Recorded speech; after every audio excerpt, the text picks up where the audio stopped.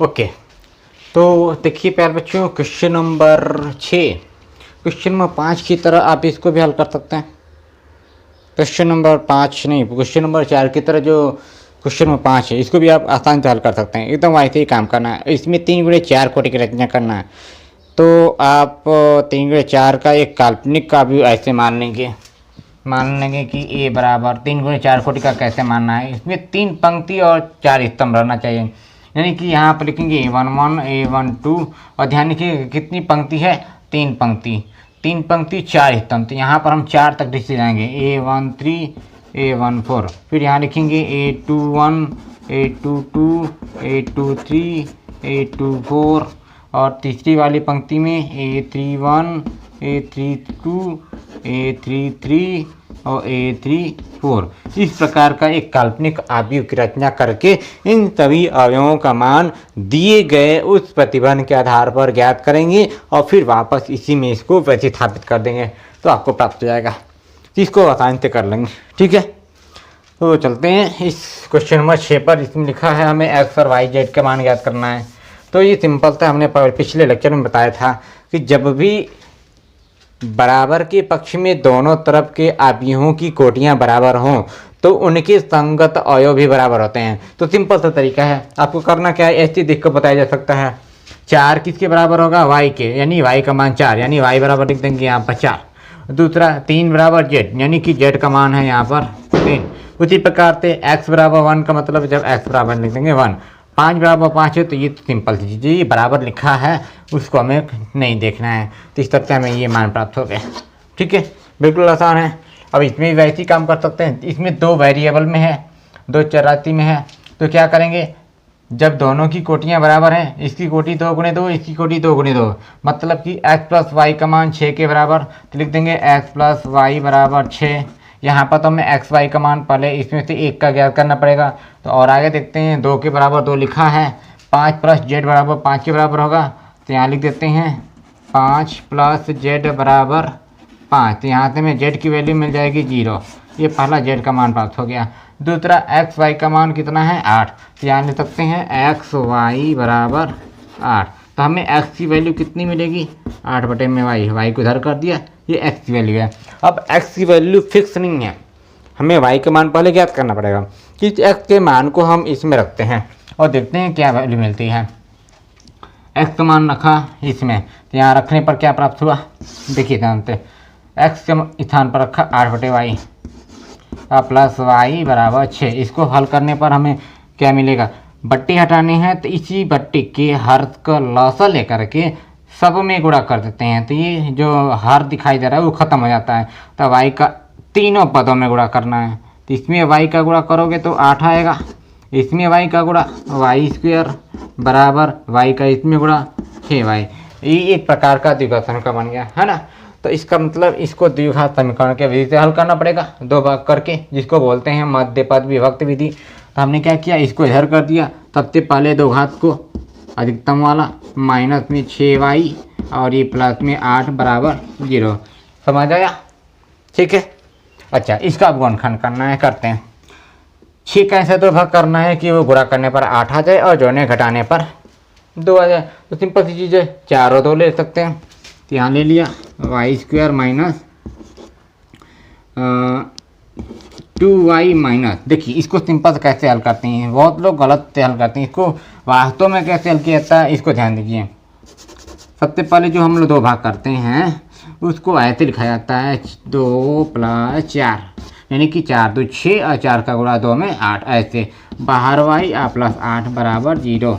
अब इसको कोष्ठक तोड़ते हैं तो वाई स्क्वायर माइनस हो जाएगा 2y का इसमें मिला दीजिए गुणा, माइनस से गुणा करेंगे, वाई से भी गुणा करेंगे, -2y और ये -4y प्लस 8 बराबर 0। अब इसका गुणनखंड कर सकते हैं आप आसानी से।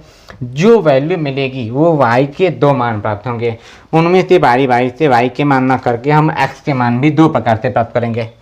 तो अब देखते हैं कितना आता है। यहाँ से y का मान लिया तो यहाँ y -2 बचेगा, फिर यहाँ से -4 का मान लेंगे। ध्यान रखिएगा, इसमें कामन लेते समय दूसरे जोड़े में जो सबसे पहला वाला चिन्ह हो उसी को कामन लेते हैं, भले यहाँ पर माइनस हो या ना हो, ठीक। तो यहाँ पर -4 कॉमन लिया तो यहाँ बचेगा y माइनस में माइनस को ज़बरदस्ती कॉमन लिया था इसलिए माइनस लिखेंगे और 4 से डिवाइड कर दीजिए आ जाएगा 2। मतलब कि इस कोष्ठक के बराबर ही प्राप्त होता है जो इस कोष्ठक में लिखा है कि 2 बराबर 0। ठीक, अब ये कोष्ठक में बराबर आया y-2 लिख दीजिए एक कोष्ठक में और इनको निकालने पर क्या बच जाएगा y-4। तो इस प्रकार से हमें 2 गुणनखंड प्राप्त हुआ। अब अगर y-2 0 के बराबर है तो हमें y की वैल्यू 2 मिलेगी और दूसरा y बराबर 4 मिलेगा। इसको आप जानते हैं, क्लास 10 में पढ़ते हैं। ठीक है, अब देखिए अगर y का मान 2 है तो x का मान कितना होगा, यहाँ देखते हैं। यदि y बराबर 2, इसको हटाता हूँ थोड़ा, ऊपर हल करता हूँ, इसको नोट कर लो एक बार जल्द से, स्क्रीनशॉट लो। ठीक है, मिटाता हूँ। ये अभी तीसरा क्वेश्चन हल करना है। देखिए यहाँ पर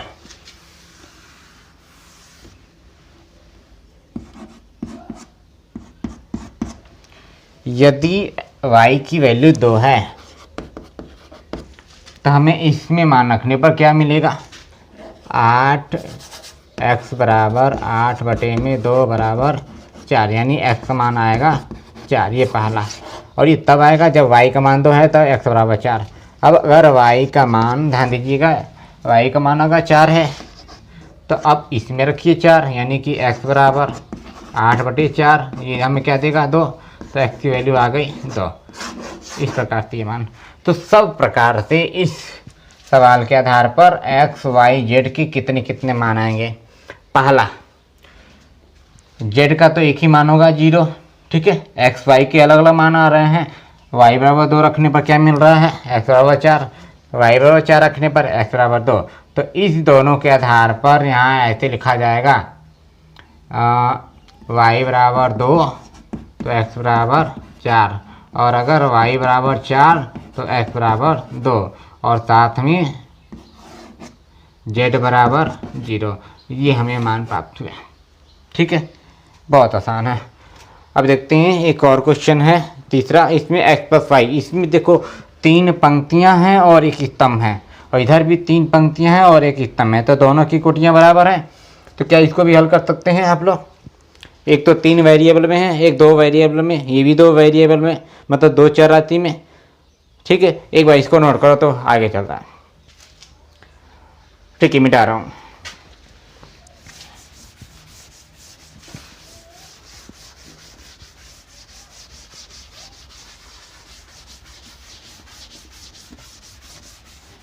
अब देखिए दोनों की कोटि बराबर है तो हम लिख सकते हैं इसको x + y + z बराबर कितना 9, दूसरा x + z बराबर कितना 5, है ना।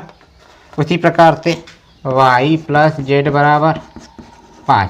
अब ध्यान से देखिए, यदि इन दोनों को हम क्या कर दें, घटा दें, या सिंपल सा तरीका, इस x + z का मान इसमें रख दीजिए या y + z का मान इसमें रख दीजिए, तो आपको x का मान या तो y का मान मिल जाएगा। तो क्या करते हैं, इसको समीकरण पहले बना लेते हैं, और क्या करना है, इस y + z का मान यहाँ लिखते हैं, y + z बराबर 5 समीकरण 1 में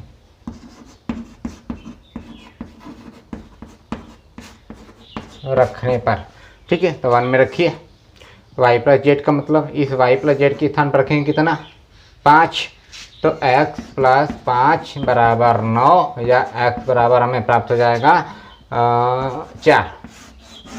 ठीक, x का मान मिल गया। अब इस x के मान को रख दीजिए इस दूसरे समीकरण में, तो इस प्रकार से हमें दूसरे समीकरण से, यानी समीकरण 2 से हमें क्या प्राप्त होगा, 2 से हमें x का मान 4 रखा प्लस z बराबर 5, तो z की वैल्यू प्राप्त हो गई 1।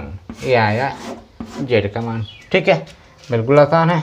x का मान 4 आया है, तो इस समीकरण में रखिए x के स्थान पर 4 प्लस z, ये लिखे रहेंगे बराबर 5, और 4 को इधर लाकर घटा दीजिए, z बराबर 1 आ गया। अब इसका मान निकालना है y का, तो अब इस z का मान समीकरण नंबर 3 में रख दीजिए। तो समीकरण 3 से, समीकरण 3 से जेड का मान रखना है ना, तो y + 1 बराबर 5। ठीक, तो y की वैल्यू आ जाएगी ये आ गया आंसर। इस प्रकार से x का मान, z का मान और y का मान प्राप्त हो गया। ठीक है, बिल्कुल आसान है, तो इसको नोट कीजिए।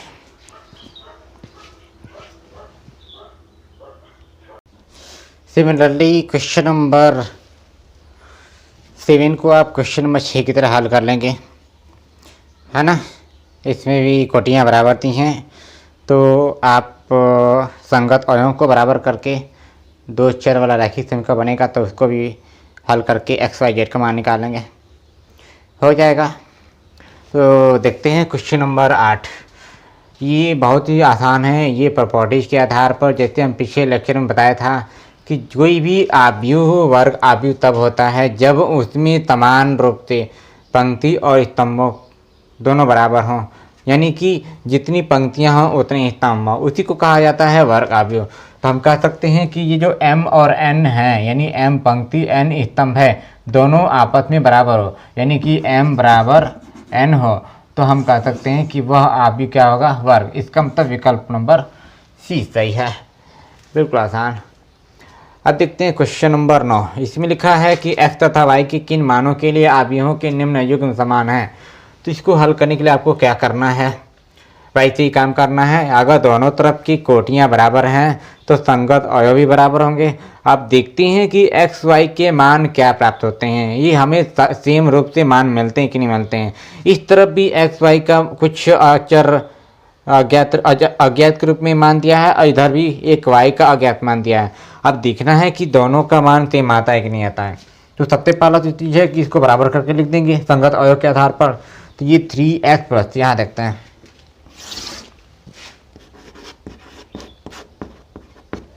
3x प्लस 7 किसके बराबर होगा, 0 के। तो यहाँ से इसको हल करने पर 3x बराबर -7 या x बराबर हमें प्राप्त होगा -7/3। ठीक है, अच्छा, और आगे देखते हैं। 5 के बराबर y-2 होगा, तो 5 बराबर y-2 या y बराबर हमें मिलेगा 7। 2 इधर आकर के जुड़ जाएगा, तो 5 और ये 2 7, यानी 7 बराबर y या y बराबर 7। ये एक मान प्राप्त हुआ।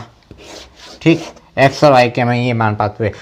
अब ये जरूरी नहीं है अगर x और y के मान प्राप्त हो गए तो हम विकल्प में देख ले कौन सा विकल्प सही है, ऐसा नहीं, क्योंकि हमें ये भी देखना है कि ये जो लिखा गया है इनके भी मान ज्ञात करें। इनके भी मान x और y के इसी तरह से प्राप्त होंगे, तभी हम कहेंगे कि x और y के मान इन दोनों में से कोई एक है। ठीक, यहाँ देखते हैं y + 1 बराबर, तो ये y + 1 बराबर किसके होगा, 8 के, है ना। y + 1 बराबर 8, यहाँ लिखते हैं। अब y बराबर कितना आ जाएगा, 1 घटा दीजिए, 7 प्राप्त हुआ। क्या आप ये देख पा रहे हैं कि जो y की वैल्यू है 7 आई है, इसमें भी y की वैल्यू 7 आई है, तो 7 का मतलब y का तो एक फिक्स मान प्राप्त हो गया। अब x का मान देखना है कि इसको लेने पर -7/3 आता है कि नहीं आता है। यहाँ पर 2 - 3x बराबर होगा 4 के। इसको हल करने पर हमें प्राप्त होगा 4, इसको इधर ला दें, -3x बराबर 4 - 2, -3x बराबर ये मिलेगा हमें 2। तो x की वैल्यू हमें क्या प्राप्त हो गई, 2/-3। यहाँ आप क्या देख रहे हैं, इस स्थिति में x का मान 2/-3 आ रहा है, और इस स्थिति में x का मान -7/3 आ रहा है। तो हम क्या कर सकते हैं, विकल्प में जो 4 विकल्प दिए गए उस विकल्प में कोई आंसर सही नहीं आएगा। मतलब कि इस आव्यूह को यदि हल करके हम x y का मान निकालना चाहें तो ये x का मान निकालना संभव नहीं है, यानी कि इस x और y के मान निकालना संभव नहीं है। तो इस तरह से जो x और y के मान संभव नहीं आ रहे हैं, तो विकल्प में देख लीजिए कौन सा सही आ रहा है।